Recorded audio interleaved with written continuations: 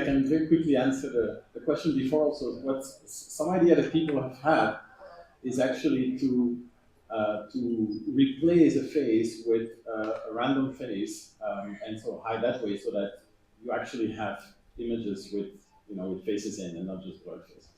Anyways, so I'll talk today also about spatial AI, and in particular how we can use this both to help humans get things done and also towards enabling robots to get things done.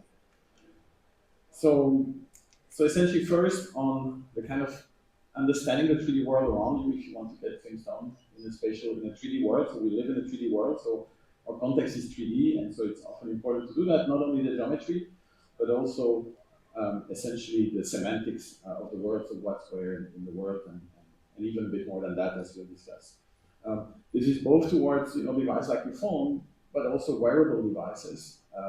I've worked on this device at Microsoft, so I went to Microsoft to actually help develop elements too.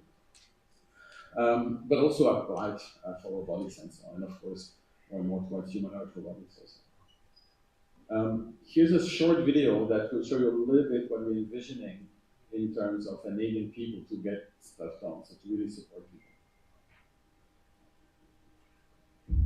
This is work. So,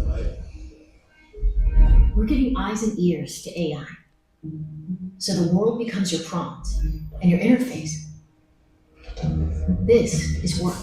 Working. These are thoughts happening. Hey, Copilot.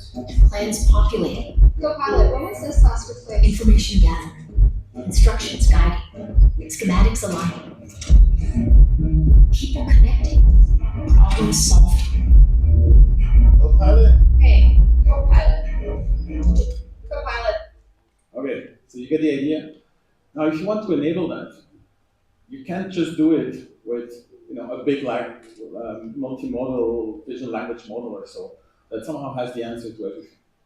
First thing that people often forget is you actually need to know in which specific place you are, to know, for example, which specific machine is in front of you, what the maintenance history of that machine is, not just recognize the generic type of machine it is, and then have some generic instructions on what to do. You actually need the specifics. You need a memory of the world.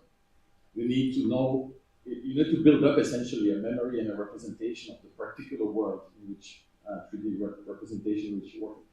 First thing and then to be able to access that, to do spatial accessing of the data, you need to localize essentially. So as here, Avi was walking around in our offices and she's looking around, we actually have in a digital twin a representation of what she's seeing, and so the computer, the Copilot, essentially knows what she's looking at, and here you just see a visual representation.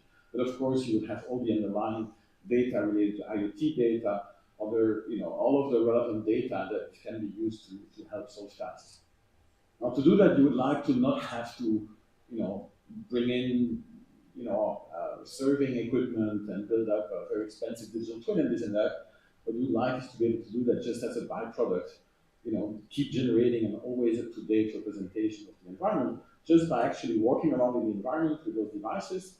So while we use this to access and to provide an experience to the person, at the same time that data can move to the cloud. So this is a service that we've built at Microsoft, an experimental service in Azure.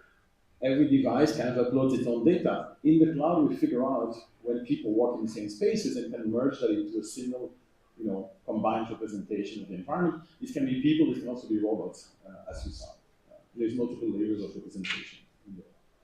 I'm here to show you this working at scale. This was just with a single device walking around in a building for a few hours. This is Studio C on the Microsoft campus. I just walked around for a few hours, zigzag around. You see the trajectories there, and then you see all the surfaces, the whole building essentially is represented. These are still things that are way beyond a lot of the deep learning-based, methods like BGGT or other methods that take a few images and will reconstruct a single local place. Here we're talking about many different local spaces, all in one consistent representation. So here's this at the, let's say, industrial scale of a factory, very complicated structure.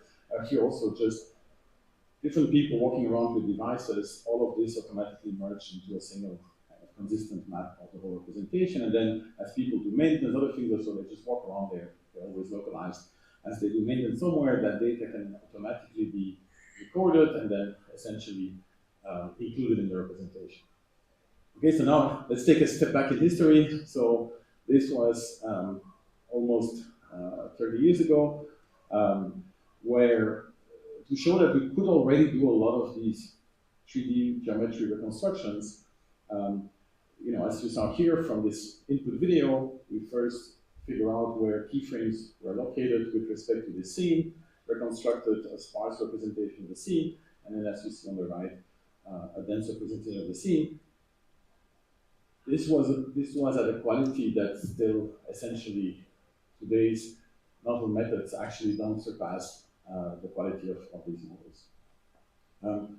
Now, what's changed is we can do that at a bigger scale, we can do it faster, and the big challenge in all of these things was finding corresponding points between images.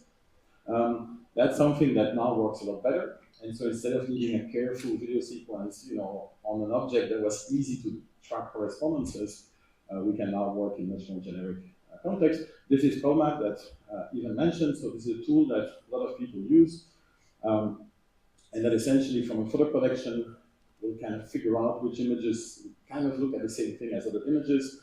From building up a graph of all the images that relate to each other, then through geometric computations computes first a sparse representation, the number of key points, as well as the position of the cameras, the things in red,